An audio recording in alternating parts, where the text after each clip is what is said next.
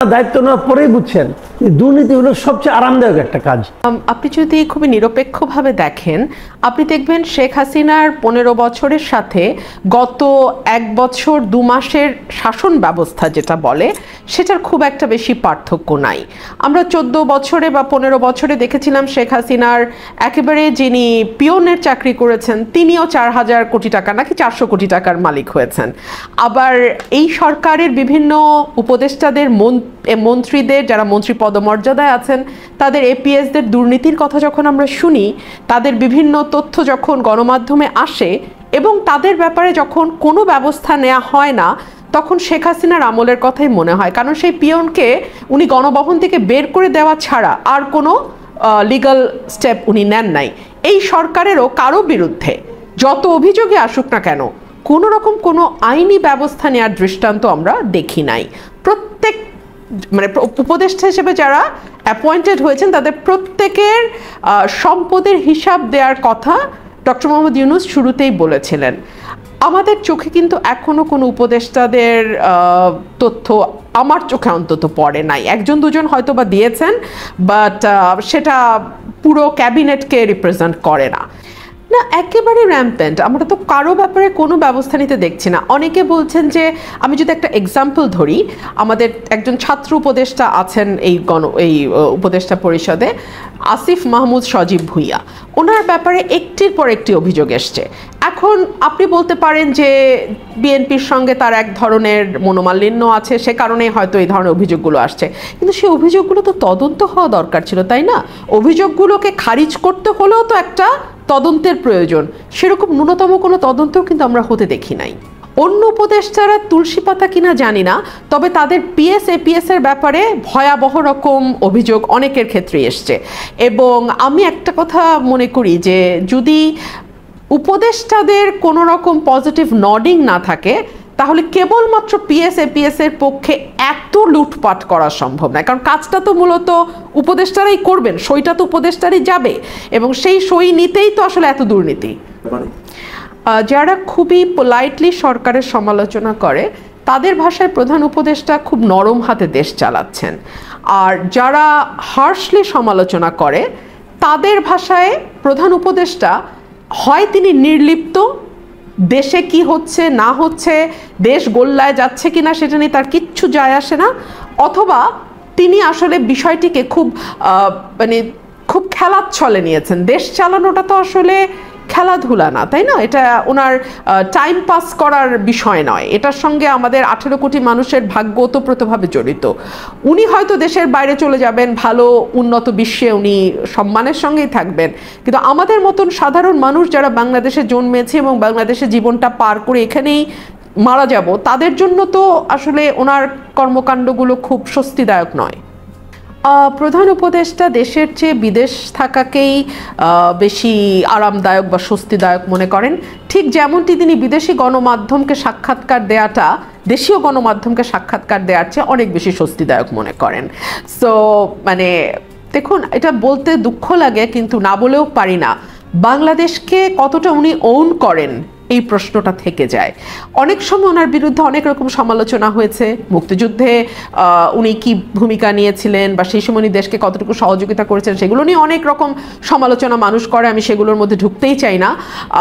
কিন্তু এখন মনে হয় যে উনি যখন রাষ্ট্র পরিচালনার দায়িত্বে গেলেন এবং এত ক্রান্তিকালে, এবং উনি যেভাবে রাষ্ট্র পরিচালনার দায়িত্বে গেছেন, অর্থাৎ আওয়ামী লীগের গুটি কয়েক মানুষ ছাড়া বাংলাদেশের আপামর জনসাধারণের সমর্থন নিয়ে উনি গেছেন, উনি কিন্তু অনেক বড় একটা পরিবর্তন বাংলাদেশে আনতে পারতেন। উনি সেই সুযোগটা হেলায় হারালেন। স্বরাষ্ট্রকে আমি মাইনাস দেব, শূন্যেরও কম, উনি মাইনাসে পারফর্ম করছেন। বাংলাদেশে যারা সরকারের চাটুকারিতা করে তারা বলে মব তো নতুন কিছু না, কিন্তু প্রত্যেক দিন মব হওয়াটা অবশ্যই নতুন কিছু। বছরে 2টা মব হওয়া আর 365 দিনে 380টা মব হওয়া একরকম নয়। সো আমি মনে করি যে স্বরাষ্ট্র উপদেষ্টা মাইনাস পাবে। আর কোন উপদেষ্টার পারফরমেন্স যদি আমাকে কিছুটা প্রশংসা করতে হয়, সার্টেনলি আমি অর্থ উপদেষ্টার পারফরমেন্সকে প্রশংসা করব। উনি জনসমক্ষে খুব বেশি আসেন না, উনি নিভৃতাচারী মানুষ, নীরবে কাজ করেন, এবং ওনার যেই মন্ত্রণালয় সেটাকে উনি বেশ দক্ষতার সঙ্গেই করছেন। আমরা দেখলাম যে ওপেন মার্কেটে ছেড়ে দেওয়ার পরও ডলারের দাম স্টেবল আছে। আমরা দেখলাম যদিও মন্দরিন ভীষণ রকম বেড়ে গেছে, কিন্তু এটাকে বলা হচ্ছে গত 15 বছরে যে ব্যাকল্যাশ, সেই কারণে মন্দরিনের এই অবস্থা। এর বাইরে আমরা দেখলাম রেমিটেন্সের অবস্থাও মোটামুটি স্থিতিশীল। সো আমদানি রপ্তানি তথ্যে অবশ্য খুব বেশি আশাব্যঞ্জক কিছু নেই। তবে একটা আনস্টেবল সরকারে তো আসলে বিনিয়োগ হবে না, সেটা আপনি দেশি বা বিদেশি যে বিনিয়োগের কথাই বলেন না কেন। বাট তারপর আমার মনে হয় যে কিছুটা চেষ্টা যদি কেউ করে থাকেন, সেটা ফিনান্স অ্যাডভাইস। 133 আসলে আমার মনে হয় যে 50-র কাছাকাছি আমি অর্থকে দেব। বাকি অন্যান্য মন্ত্রণালয়গুলোর খুব বেশি কাজ আসলে রিমার্কেবল কি হয়েছে এটা তো তারা প্রকাশও করে না। ঠিক যেমন আমাদের প্রধান উপদেষ্টা বিদেশ থেকে ফিরে এসে ওনার অর্জন কি সেটা জাতিকে জানায় না, ঠিক একইভাবে মন্ত্রণালয়গুলো কারা কোন জায়গায় কি কাজ করছে আমরা কিন্তু এর কোনো পুরোপুরি যে চিত্রটা সেটা আমরা পাই না। ও আরেকটা কথা আমার একটু যোগ করতে হয়, আইন উপদেষ্টার ব্যাপারে তিনি তো অনেক লম্বা চওড়া কথা বলতেন এবং তিনি লম্বা চওড়া কথার জন্যই সবসময় বিখ্যাত ছিলেন। তো আইন উপদেষ্টার সময়ে যতগুলো মামলা আমি আমার প্র্যাকটিসের সুবাদে দেখেছি, সেটাকে হাসিনার আমলের মামলার থেকে আপনি আলাদা করতে পারবেন না। একই এফআইআর, ফটোকপি এফআইআর, হাজার হাজার আসামি, অজ্ঞাতনামা আসামি, আপনার সঙ্গে আরেকজনের ব্যবসায়িক দ্বন্দ্ব, আপনি গিয়ে বৈষম্য বিরোধী মামলায় তাকে ঢুকিয়ে দিলেন, বৈষম্য বিরোধীর মামলা শুনলে হাইকোর্ট পর্যন্ত জামিন দিতে হেজিটেন্ট ফিল করে। সো এগুলো সমস্ত কিছু আমাকে ওই আগের রেজিমের কথা মনে করিয়ে দেয়। মানুষের ন্যূনতম যেই চিন্তার স্বাধীনতা, সেখানেও আমি হস্তক্ষেপ দেখছি। কেন বলছি? গত 14 মাসে যতগুলো মাজারের উপর হামলা হয়েছে, এতগুলো মাজারের উপর বাংলাদেশের জন্মের পরে এরকম হামলা আমরা দেখি নাই। আমরা আহমেদিয়া সম্প্রদায়ের উপর হামলা দেখেছি, আমরা দেখেছি কি করে লম্বা চুল রাখবার বা দাড়ি রাখবার দায়ে মানুষকে কেটে দিয়ে পেটানো হয়েছে, আমরা দেখেছি লাশ কবর থেকে তুলে নিয়ে পোড়িয়ে ফেলা হয়েছে। সো আপনি এইরকম একটা দেশে কোন বাক স্বাধীনতার কথা বলছেন? চ্যানেলগুলো ভয়ে থাকে যে আজকে একটা সংবাদ প্রকাশ করব, কালকে মব নিয়ে চ্যানেলের নিচে চলে যাবে, চ্যানেল বন্ধ করার হুমকি দিবে, ভাঙচুর করবে, কোটি কোটি টাকার ইনভেস্টমেন্ট নষ্ট করবে। সার্টেনলি এরকম বিভাজিত বাংলাদেশকে আমরা আগে দেখেছি। আপনি বলেন, আমরা 15 বছরে কি দেখলাম? মুক্তিযুদ্ধের পক্ষের শক্তি, বিপক্ষের শক্তি, চেতনার পক্ষের শক্তি, বিপক্ষের শক্তি, মুক্তিযোদ্ধার সন্তান বনাম রাজাকারের সন্তান। আর এখন আওয়ামী লীগ চলে যাওয়ার পরে যেই দলগুলো ঐক্যবদ্ধভাবে আওয়ামী লীগের বিরুদ্ধে লড়াই করেছে, তারা একজন আরেকজনের দিকে যখন এমনভাবে আঙ্গুল তুলছে, এমনভাবে অ্যাকিউজ করছে, যেন একজন একজনকে ধ্বংস করে দিতে পারলে আনন্দিত হয়। নতুন করে উপদেষ্টা পরিষদ গঠনের প্রয়োজন পড়বে। কেন পড়বে তার কারণ আমি বলি। এখনো এই উপদেষ্টা পরিষদে এখন অলমোস্ট অক্টোবরের শেষ প্রায় 2 ছাত্র উপদেষ্টা আছেন, সেই 2জনই নির্বাচন করবেন। সুতরাং আপনি বুঝতে পারছেন তারা অলরেডি অনেক বেশি সুবিধাজনক অবস্থানে আছে অন্য ক্যান্ডিডেটদের চেয়ে, নাম্বার 1। নাম্বার 2, আমরা যারা, বিশেষ করে আমার কথা বলতে পারি, আমি প্রার্থী হব নির্বাচনে ইনশাল্লাহ, এবং আমি যেভাবে এই সরকারের সমালোচনা করেছি, ভুল ত্রুটি নিয়ে আলাপ করেছি, আমি তো মনে করি যে এই সরকার আমাকে যেখানে আমার প্রয়োজন পড়বে, যদি আমার কনস্টিটিউয়েন্সিতে কোনো ঝামেলা হয়, এই সরকার আমাকে আমার স্মুথলি আমি ইলেকশন রান করতে পারি, সেই ভরসা আমি সরকারের উপর রাখতে পারছি না। আর এই সরকার তো সাধারণ মবে ডিল করতে পারে না, এই সরকার কিভাবে নির্বাচন করবে? আপনি বলেন, এই স্বরাষ্ট্র উপদেষ্টাকে দিয়ে আপনি নির্বাচন আশা করেন? সাংবাদিক মাসুদ কামাল সরকারের বিভিন্ন বিষয় নিয়ে গণমাধ্যম সহ বিভিন্ন মাধ্যমে সরব। তিনি কথা বলেছেন ডয়েচে ভেলের সঙ্গে। অন্তর্বর্তী সরকারের প্রধান উপদেষ্টা যে বলেছিলেন উপদেষ্টা পরিষদের সবাই তাদের সম্পদের হিসাব দেবেন, একই সঙ্গে এই সরকারের কর্মতৎপরতা, তার সাফল্য ব্যর্থতা সবকিছুই বলেছেন ডয়েচে ভেলের সঙ্গে। একটা জিনিস আপনি খেয়াল করবেন, সবসময় যখন একটা নতুন সরকার আসে, তারা শুরুতেই একটা কথা বলে, কিছু কিছু প্রতিশ্রুতি দেয়। তার মধ্যে একটা হলো যে আমরা আয় ব্যয়ের হিসাব দেব। এটা কেন দেয়? এটা দেয় হলো 2টো কারণে। 1 নম্বর কারণ হলো যে জনগণ এই ধরনের একটা হিসাব পেতে চায়, তারা মনে করে এইটা বললে জনগণ খুশি হবে। আর দ্বিতীয় একটা কারণে বলে, তারা বোঝাতে চায় জনগণকে যে আমরা আসলে দুর্নীতি করব না, কারণ যদি দুর্নীতি করি তাহলে আর হিসাব দিতে পারবো না। এই দুটো কারণে সবাই বলে। উনিও সেই গড্ডালিকা প্রবাহে গা ভাসিয়েছিলেন, যে জনগণকে খুশি করতে চেয়েছেন যে হাসিনা সরকার চলে গেছে, আমরা ভিন্ন একটা সরকার, এবং আমরা জনগণের ফিলিংসটা বুঝি, জনগণ কি চায় তা বুঝি। এবং দ্বিতীয় যত যে আমরা কোনো দুর্নীতি করব না, যার কারণে আমরা হিসেব দিতে চাই। ইন্টারেস্টিং হলো ওনারা দায়িত্ব নেওয়ার পরেই বুঝছেন যে দুর্নীতি হলো সবচেয়ে আরামদায়ক একটা কাজ, এবং সেই আরামদায়ক কাজটা করতে যায় তারা এত আরামে গা ভাসাইছেন, এখন চিন্তা করছেন ওরা হিসাব আর কীভাবে দেব।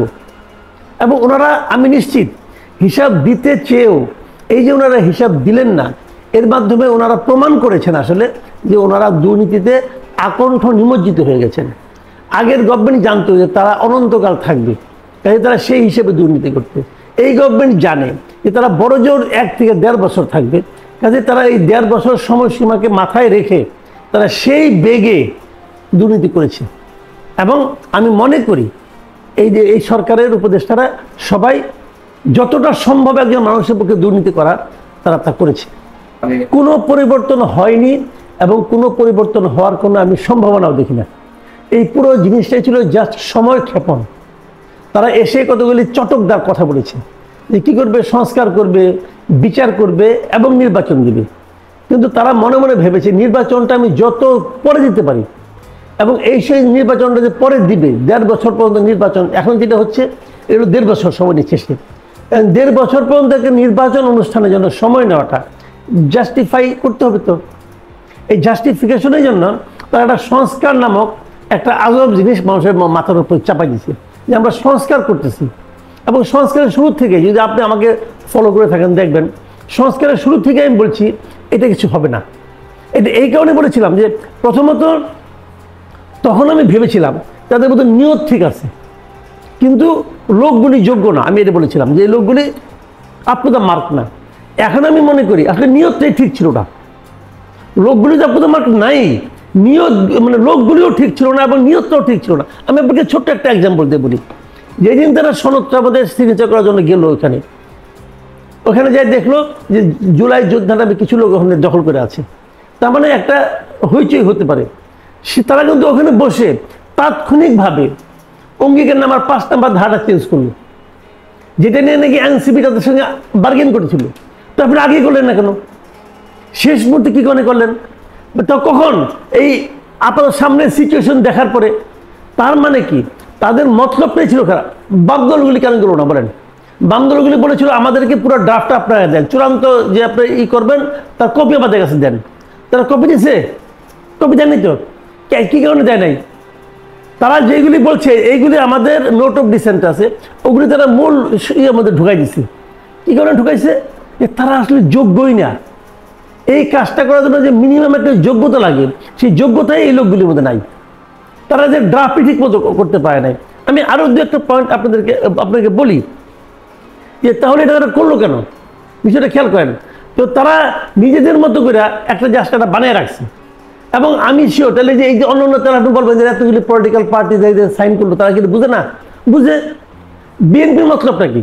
সিম্পল। কিন্তু ওখানে যদি আরও 2 পৃষ্ঠা কম দিত অথবা 5 পৃষ্ঠা বেশি দিত, তাও বিএনপি সাইন করতো। বিএনপির মূল হিসাবটা হলো ভাই নির্বাচন আগে দাও, নির্বাচন দেওয়ার জন্য তুমি যা যা বলবা তা তা আমি করবো।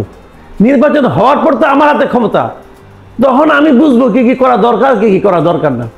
বাদ বাকি আমরা কিছু নাই। কিন্তু বিএনপি তার হলো অন্য মতলব। আর বাদ বাকি যেগুলো আছে দল, জামাতের মতলব, কারণ জামাত এখন মনে মনে ভাবতে শুরু করছে যে আমরা হয়তো ক্ষমতায় আসবো।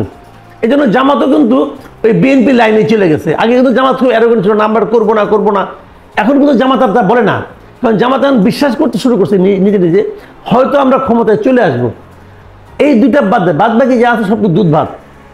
কিন্তু দুধ ভাতটা কি করলো না করলো কিছু যায় আসে না। উনি যে আসলে যতটাই বিদেশে থাকেন না কেন, উনি যে মনে প্রাণে আমাদের দেশের ট্র্যাডিশনাল মানে নেতাদের মতো, এটাই বোঝা গেল।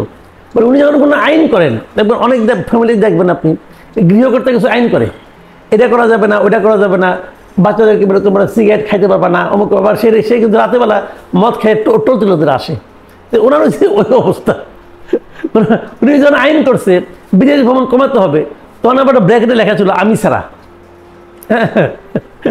বিদেশে যে খরচ কমাইতে হবে উনি ব্র্যাকেট লেখা আমি ছাড়া, আমি এবং আমরা ছাড়া। উনি যে নিয়ে ওই শহরের সবচেয়ে দামি হোটেলে থাকে। তো এটা হলো ওনার এই ট্র্যাডিশন। ওনাকে আপনি যা ভাবছি আমরা, উনি আসলে তা না। উনি দেখাই দিচ্ছে উনি একজন খুব সাধারণ একজন মানুষ, সাধারণ একজন লোভী মানুষ। উনি লোভী, কোনো সন্দেহ নাই। লোভী লোকের নেতা হওয়া উচিত না। উনি তো নেতা ছিলেনও না, আমরা জোর জবরদস্তি নেতা বানাই দিচ্ছি। উনি তো নেতা না, উনি খুব সাধারণ একজন ব্যবসায়ী। শুনেন, স্বরাষ্ট্র মন্ত্রণালয়ের পারফরমেন্স ভয়ঙ্কর খারাপ। ওটা কোনো পারফরমেন্সই করা যাবে না এটাকে। কারণ উনি এই ভদ্রলোক কী যে বলেন, কেন যে বলেন, এটা উনি জানেন আর ওনার আল্লাহ জানেন, আর কেউ জানেন না। এটা বলে লাভ নাই। অন্য অন্য মন্ত্রণালয়গুলো খুব ভালো কাজ করতেছে, আমি তাও মনে করি না। কিন্তু একটা মন্ত্রণালয়ের ব্যাপারে আমার একটা সন্তুষ্টি ছিল, আমি কিন্তু ছিল বলছি, সেটা হলো যোগাযোগ মন্ত্রণালয়। এই ভদ্রলোকের ব্যাপারে আমার একটা ধারণা ছিল উনি মানে ভালো করছেন। কিন্তু এখন আমার কাছে মনে হচ্ছে সেটাও ঝামেলা। ঝামেলা কেন? আমাকে কালকে একজন বললো, উনি সিলেট থেকে আসছেন, সিলেটের রাস্তা নাকি ভয়ঙ্কর। এবং পরে আমার মনে পড়লো উনি নিজেও তো গিয়েছিলেন, যে পরে বাইকে ওনাকে চড়তে হয়েছিল। কাজে উনি নিজেও পারছেন না। এখন উনি হয়তো বলবেন যে সেই পরিমাণ বরাদ্দ নাই, এটা হতে পারে। এইসব শোনেন, আমি বলি একটা কথা, এটা বলে শেষ করি আপনাকে। মানুষ কিন্তু সবসময় কম্পেয়ার করে গতকালকের সঙ্গে। আজকের দিনটা গরম, তার মানে গতকালকে তুলনায় গরম, হিসাবটা কিন্তু এইভাবে হয়। এই সরকারের সঙ্গে মানুষ এখন আগের সরকারের তুলনা করে। কি কারণে করে? এই যোগাযোগ ব্যবস্থায় আগের সরকার অপরিমিত পরিমাণ দুর্নীতি করত। 5 টাকার কাজ 15 টাকা দিয়ে করতো। কিন্তু মানুষ এখন বলে যে 5 টাকার কাজ 15 টাকা দিয়ে করতো, কিন্তু আমি তো 5 টাকার সুবিধাটা পাইতাম। মেট্রো রেল করছে, অনেক টাকা খরচ করছে, কিন্তু তারপর তারা ভেঙে গেছে টাকা চুরি করে। কিন্তু মেট্রো রেলটা তো রয়ে গেছে। এই সরকার চলে যাওয়ার পর মানুষ কি দেখে বলবে যে এই সরকার 1.5 বছরে এই কাজটা করছে? মেট্রো রেলে যে এক্সটেনশন হচ্ছে, মেট্রো রেল অনেক টাকা দিয়ে করছে বলতেছে, এক্সটেনশন তো ওই টাকা দিয়ে করতেছে।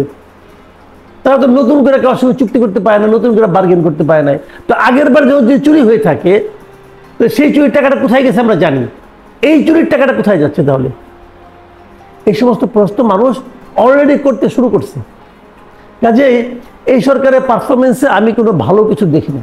বাক্সা জনতা আগেও ছিল, আগে যতটুকু ছিল এখন ওই একই রকম আছে। আগে সরাসরি খাইতো, এখন ঘুরে খায়। আপনি আমাকে একটা কথা বলেন, বাক্সা জনতার জিনিসটা কি?